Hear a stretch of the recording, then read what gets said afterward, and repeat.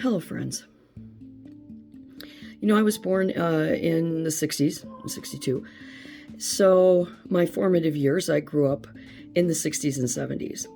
And of course, at that time, there wasn't anything called the internet or cell phones or anything like that. We had a landline. You were really, really technological if you had, a telephone upstairs and downstairs, and that was pretty much it. So things like musicians, athletes, and movie stars, they were our view into the world experience. And my family was so pro Hollywood. We grew up on show tunes and folk music and the very, very old original country stars. And part of that was my parents loved movies, so we were always going, especially to the drive-ins. So for us children, those experiences, those movies, those were bigger than life superstars. They were telling a story, a story that we could only experience on the big screen because we didn't have YouTube and Facebook and video conferencing and different things where we could actually determine and practice our own interest and exposure into the world globally, universally. And during my childhood, the bigger-than-life superstars were Robert Redford, Clint Eastwood, Dustin Hoffman,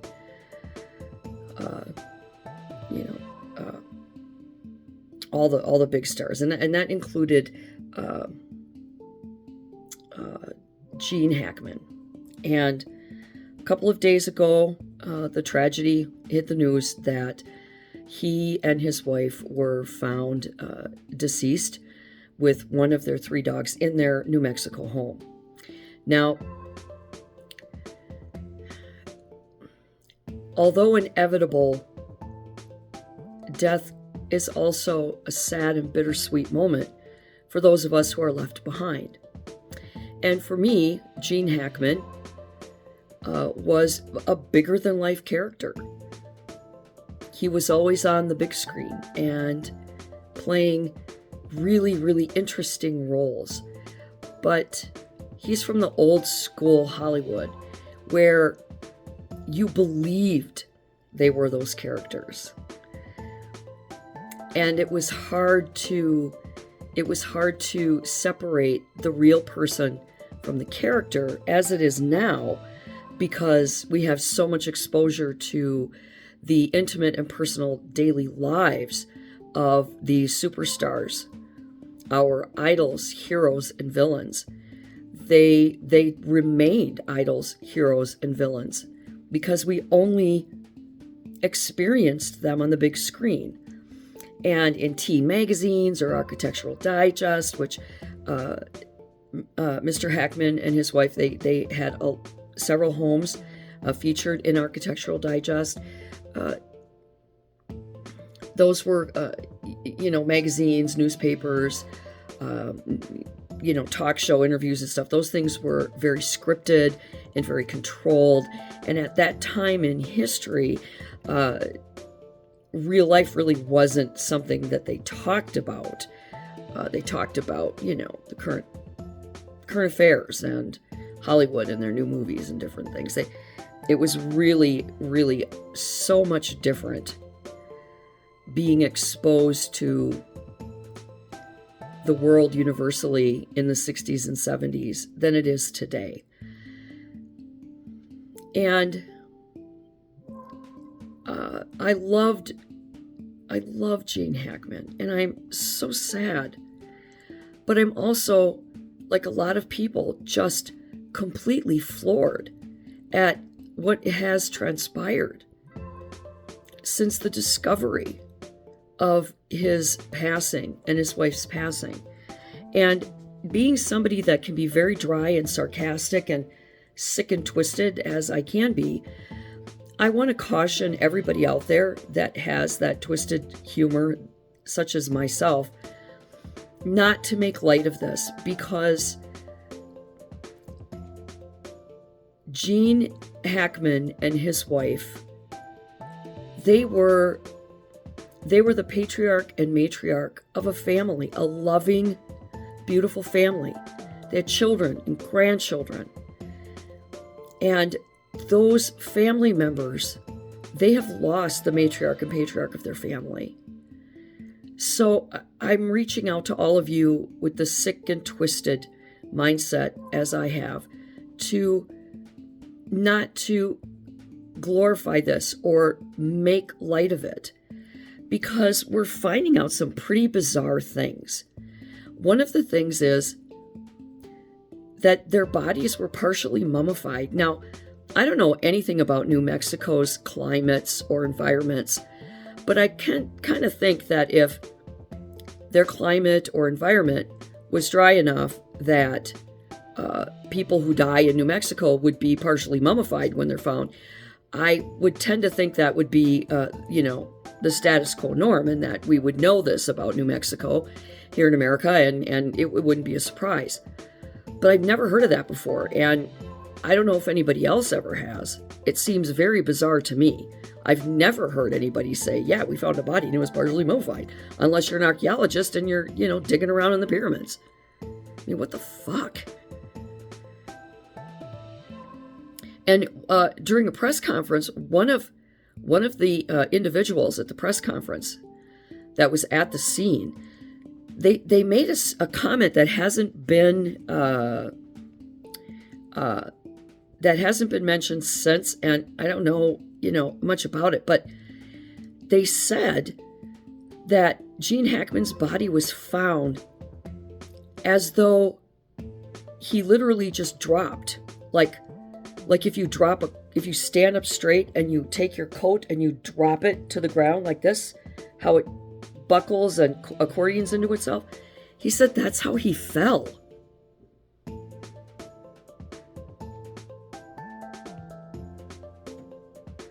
Like he was an article of clothing that somebody held above the ground and just dropped.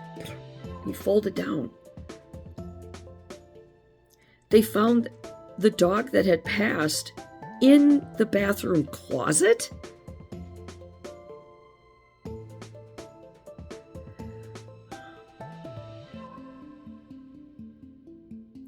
Was his wife trying to get to the pills for a reason? Were they exposed to something that they shouldn't have been? Did they have some sophisticated system in their house that climate control system in their house that went awry? They can't find any obvious signs of anything that can explain this. Now, I get it. Gene Hackman was 95 years old. And as I said, as inevitable as death is, you still want them around as long as you can. Even if they're not working anymore, you know that their spirit is around there somewhere, that they're around there, their energy is there.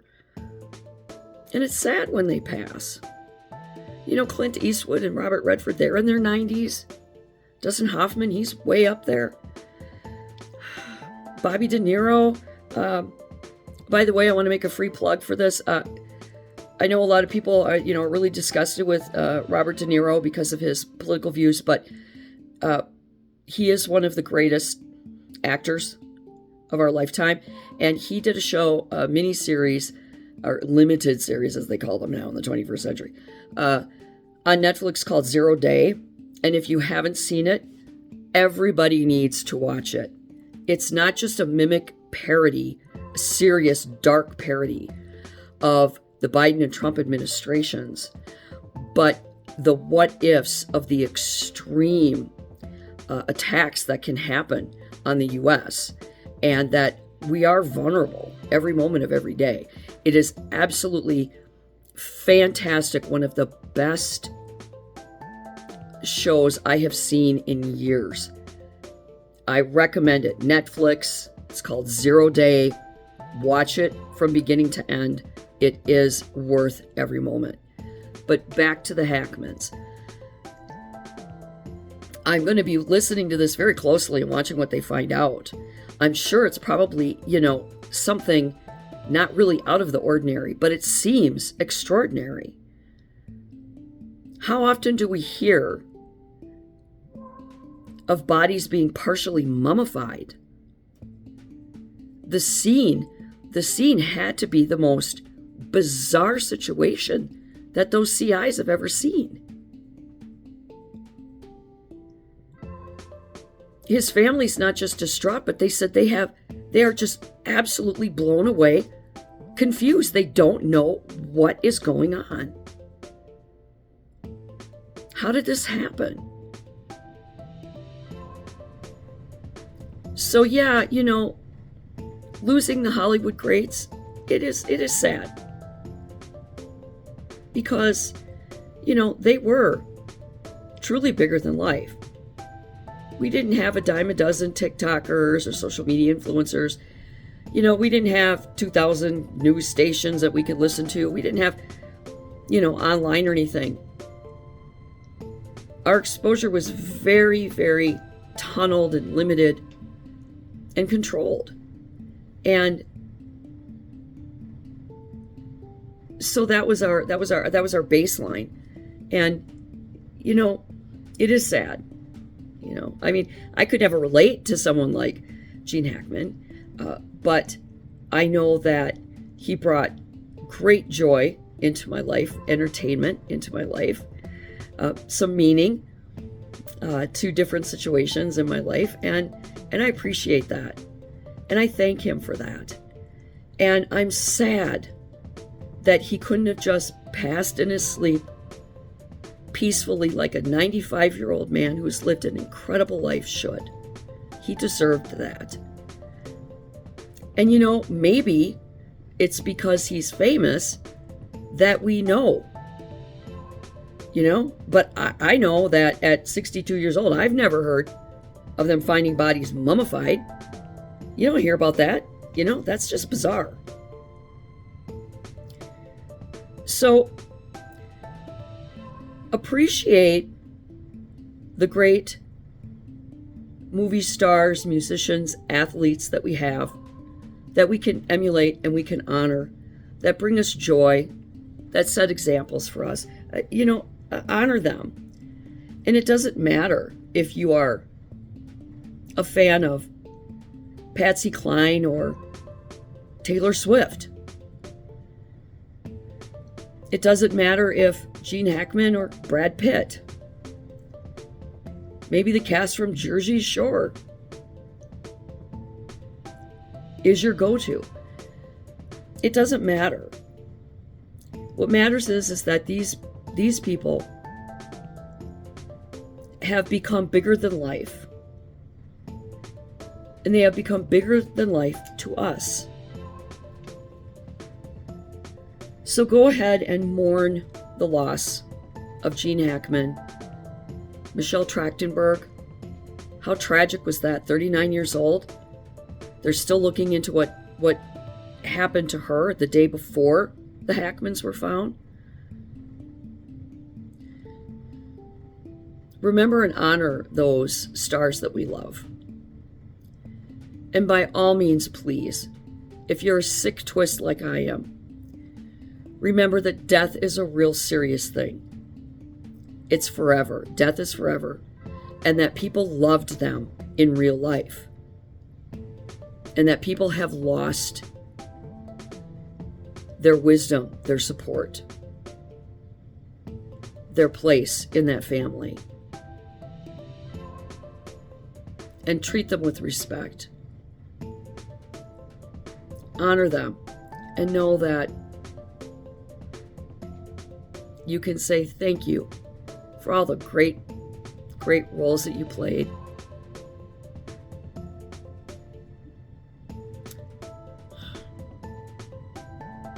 And I wish you well in the next life. And until next time, do good and be good.